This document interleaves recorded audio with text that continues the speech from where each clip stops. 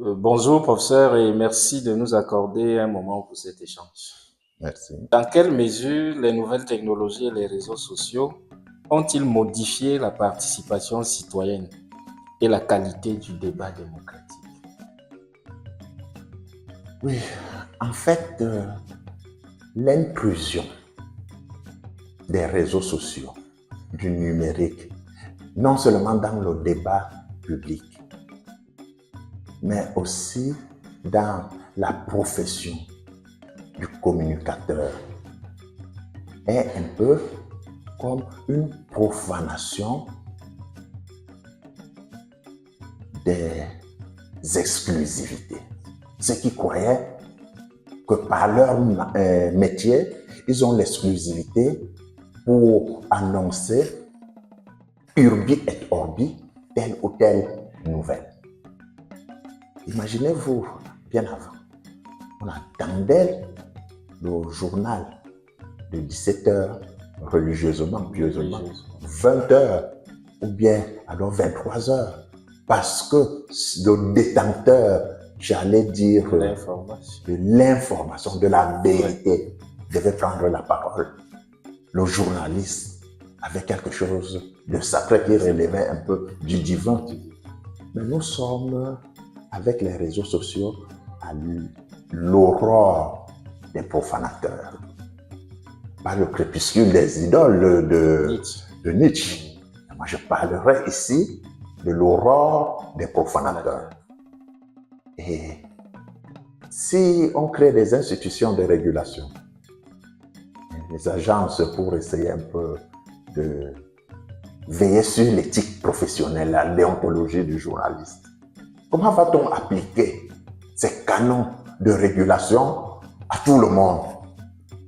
Donc, à cause de cette profanation dont j'ai parlé en amont,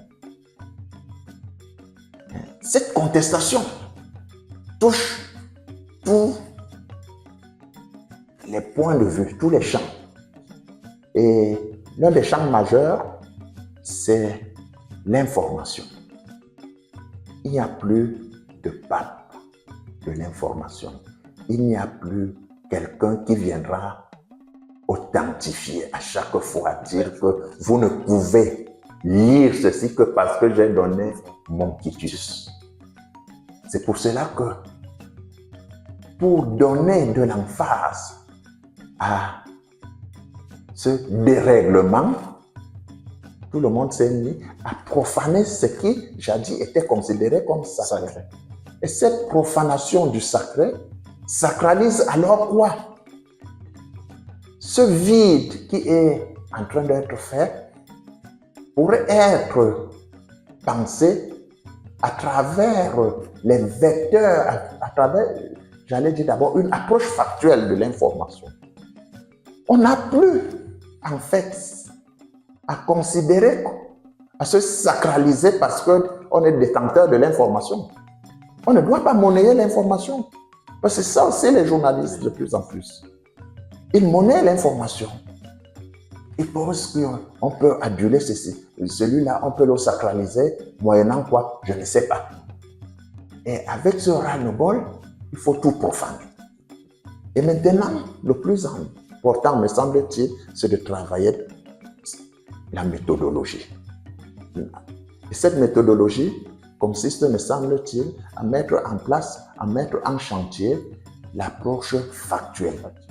Et cette approche factuelle voudrait que, en fait, vous voyez, mutatis mutandis, je compare un peu le segment, ça c'est un peu la géométrie, le segment, une demi-droite, qui n'est pas orienté, avec un vecteur qui est maintenant un segment orienté. Donc, l'information voudrait tout simplement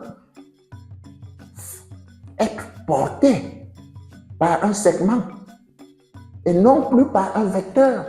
On n'a pas à nous orienter pour dire que je suis mieux indiqué pour interpréter les faits. Parce que vous voyez, le niveau intellectuel s'est significativement amélioré. Donc les gens sont Ils veulent quoi? Ils veulent l'information brute. Ils ne veulent plus l'orientation. Donc, le plus important pour être vrai, c'est de privilégier ce que moi je peux appeler non pas le jugement de valeur, mais le jugement d'existence. S'arrêter seulement au constat. On a augmenté le prix du carburant. En valeur relative, ça